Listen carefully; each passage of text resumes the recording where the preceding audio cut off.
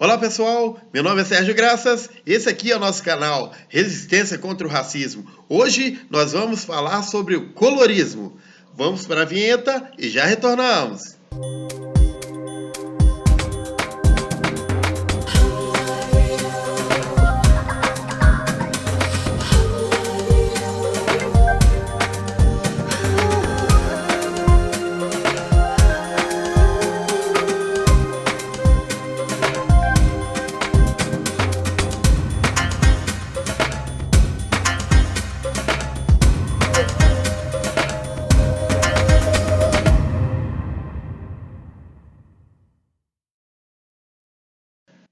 Vamos lá, pessoal? Pessoal, antes da gente definir o que é colorismo, é importante a gente saber algumas informações. O IBGE, em 2019, ele fez um levantamento, uma pesquisa sobre a autodeclaração do povo brasileiro. E os brasileiros, eles se declararam da seguinte forma: a nossa população é formada de pretos, pardos, brancos, amarelo ou índios.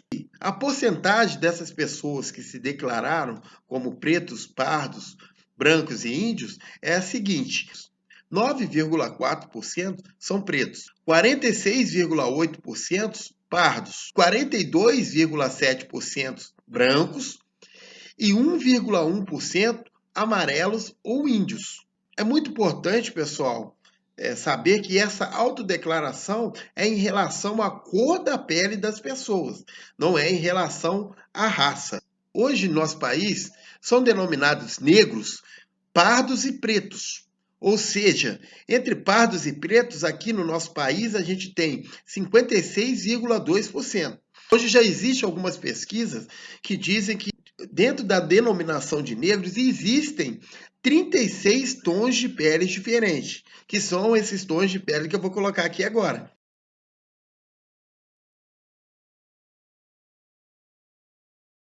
Agora, diante dessas informações, a gente já consegue definir o que é o colorismo. Colorismo nada mais é do que uma hierarquia das cores. Ou seja, se uma pessoa tem um tom de pele mais escuro, mais retinto, essa pessoa é mais discriminada. Se essa pessoa tem um tom da pele mais claro, ela acaba tendo mais privilégios. Ou seja, hoje em dia, dentro do Brasil, né, os negros eles recebem esse tipo de exclusão vindo da sociedade. Dentro da definição de negros, hoje em dia no Brasil, os pardos, eles acabam tendo um tratamento diferente de uma pessoa negra mais retinta. Acaba frequentando, tendo alguns privilégios que uma pessoa com a pele mais retinta não tem. Isso acaba causando um problema de identidade que essa pessoa parda, né, que ainda não se assumiu como uma pessoa negra, acaba utilizando da passabilidade. O que vem a ser a passabilidade? É a capacidade de um grupo ser aceito por um grupo diferente ao qual ele pertence. Ou seja, às vezes uma pessoa que é parda, pelo fato dela ter a pele mais clara, que se confunde às vezes com a pele dos brancos, né? Ou que se confunde pelo fato dela já não ter mais tão marcantes os fenótipos, né, dos seus antecedentes, o nariz um pouco mais largo, os lábios mais carnudos, o cabelo crespo, a pele mais escura. Então, ela acaba se confundindo em algumas situações com essa pessoa branca e ela acaba tendo esses privilégios. Dentro do nosso país, sendo um negro, ele acaba sendo discriminado, ele acaba recebendo racismo e assim ele acaba tendo negado algumas oportunidades. Dessa forma, para a pessoa adquirir, para ela conseguir essas oportunidades, ela acaba não assumindo a sua negritude e acaba utilizando da passabilidade. Muitas das vezes, essa pessoa, né, não basta às vezes ela não aceitar a sua negritude, mas ela tenta se confundir fazendo cirurgia no nariz, ela alisa o cabelo, ela se apresenta de determinadas formas aonde ela vai receber esses privilégios.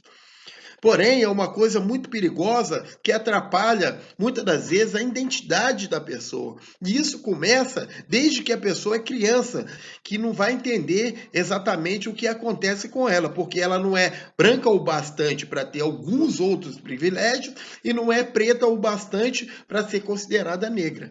Assim, surge uma confusão na identidade dessa pessoa.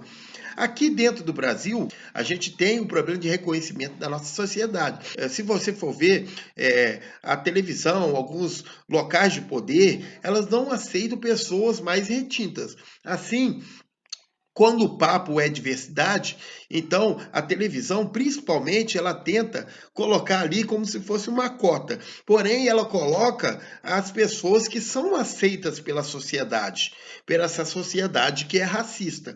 Por exemplo, as atrizes Thaís Araújo e Camila Pitanga são atrizes negras, elas são negras, elas assumiram já a sua negritude, porém, se você olhar para a pele delas, elas têm a pele mais clara. Ou seja, elas conseguem, né? Elas conseguem conseguiram entrar na televisão, conseguiram alcançar alguns espaços que outros não conseguiram. Mas por que conseguiram?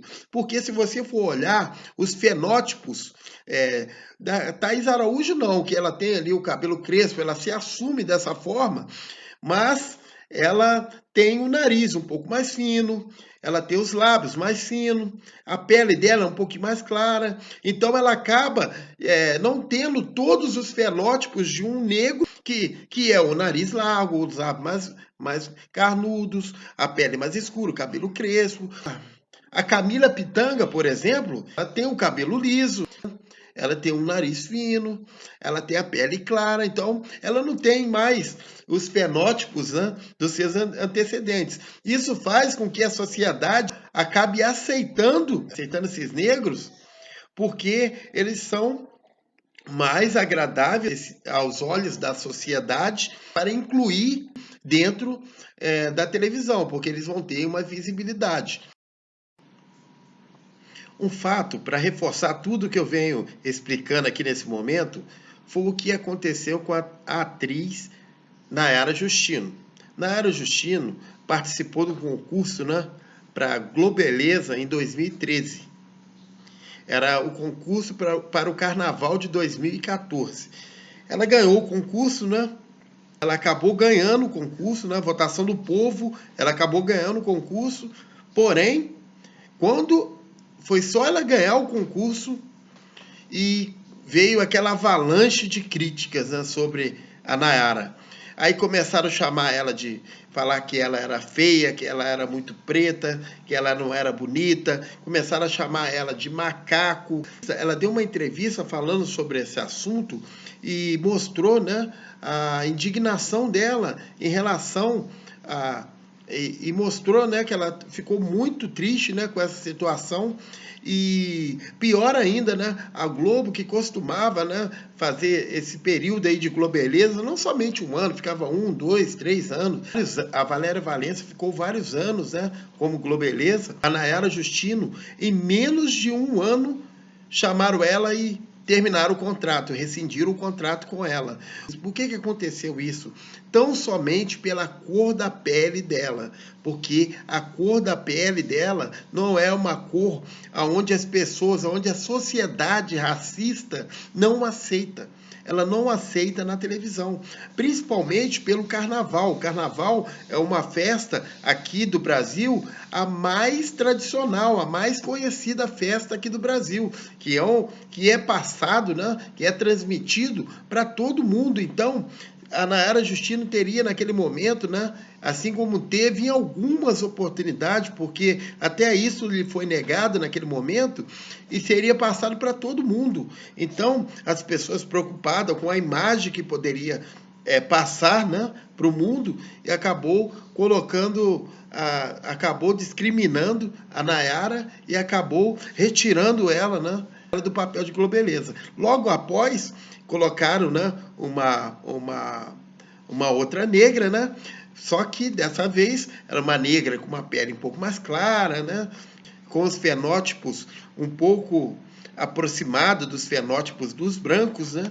Então, isso fez com que as pessoas aceitassem ela de forma natural. Ou seja, essa é a forma, né, que a nossa sociedade costuma, né, reconhecer, costuma discriminar os negros dentro do nosso país. E até mesmo entre os negros, a sociedade consegue separar, selecionar o que pode e o que não pode. Assim, fica difícil para a gente, né, viver dentro do país como esse, e a gente precisa mudar, precisamos mudar a nossa mentalidade. E essa mentalidade, ela tem que ser mudada, e tem que ser mudada através do nosso conhecimento. Temos que assumir a nossa negritude. É muito mais do que assumir apenas a cor da pele ou seus fenótipos.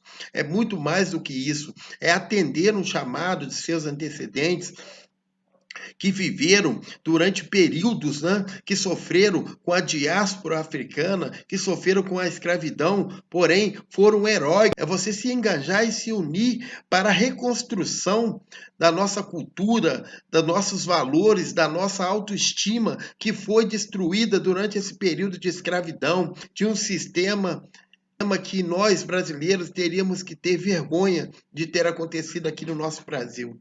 Assumir a negritude é ser resistência sempre.